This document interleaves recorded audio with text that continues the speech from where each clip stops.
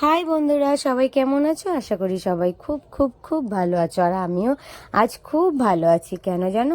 দেখো, আমরা তৈরি হয়ে গেছি। কোথায় যাচ্ছি? যাচ্ছি হচ্ছে কি আমার বাপের বাড়ি। তো যাই হোক, ভেবেছিলাম দুপুর দুপুর বেরোবো, কিন্তু সেটা তো আর কপালে হলো না। এখন ঠিক ঘড়িতে 4:30 বাজছে। তো এখনই বেরিয়ে পড়লাম। এদিকে আমার পাকা বুড়ি হাতটা অনেকটা কেটে নিয়েছে, আর এদিকে বৃষ্টিও হচ্ছিল ঝমঝমিয়ে। তো আর কি করে বেরোবো? যাই হোক, এখন কমে গেছে।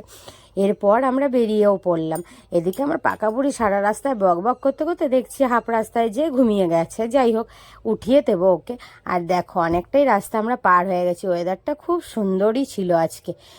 বৃষ্টি এখানে ঝিরঝির করে হচ্ছিল। তো আমরা মুচিপাড়ায় নেমে গেলাম মায়ের জন্য একটা ফুলের মালা নেব বলে। আর আমার ঘরের ঠাকুরগুলোর জন্যও মালা নিয়ে নিলাম।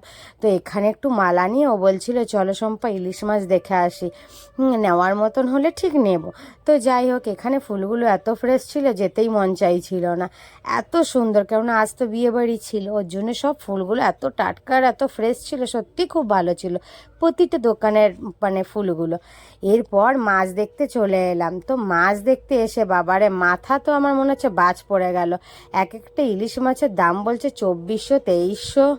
তো যাই হোক, মাছ তো আর কপালে জুটলো না, কেননা আমার ভাই অত অকাতও নেই, আর নিলামও না। এখানে বাবার জন্য সুগার ফ্রি একটু মিষ্টি নিয়ে চলে এলাম বাড়িতে। তো এসে নিয়ে আগে মাকে প্রণাম করে মালাটা পরিয়ে দিলাম। আর এদিকে দেখো, আমাদের পাকা বুড়াটা মানে এই যে জিমি, এত চিৎকার করছে, জানলা খুলে দিয়ে বলছে আমাকে বের করে দে, মানে একটু শুধু আদর খাবে, একটু আমাদের গা চটকাচটকি করবে, তার জন্য। তো অভোলা, ও তো কিছু বলতে পারে না, ওর শুধু একটু ভালোবাসার জন্য এরকম চিৎকার করে। তো যাই হোক, বাবা ওকে ছেড়েও দিয়েছিল।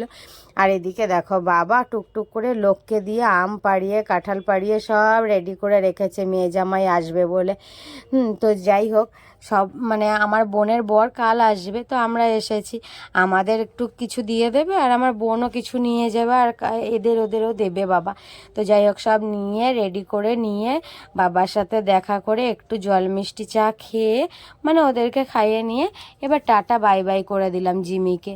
একরাশ মন ভরা দুঃখ নিয়ে আবার চললাম আমার স্বামীর সাথে।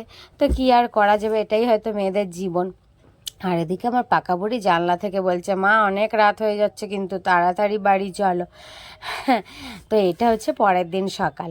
কাল আসার সময় দুটো নার্সারি থেকে গাছ দুটো নিয়ে এসেছিলাম, একটা পিচ লিলি, একটা অ্যাডেনিয়াম। তো এই অ্যাডেনিয়াম গাছটা আর একটা ছোট পুচকে অ্যাডেনিয়াম আছে, এই দুটো আমি আমার ননদের ঘর থেকে এনেছিলাম, দিদিভাই দিয়েছিল। তো আজ এখানেই শেষ করছি। ভিডিওটা কেমন লাগলো সবাই জানিও। সবাই সুস্থ থেকো, ভালো থেকো, আর সাবধানে থেকো। আর প্লিজ একটা করে লাইক কমেন্ট শেয়ার করো।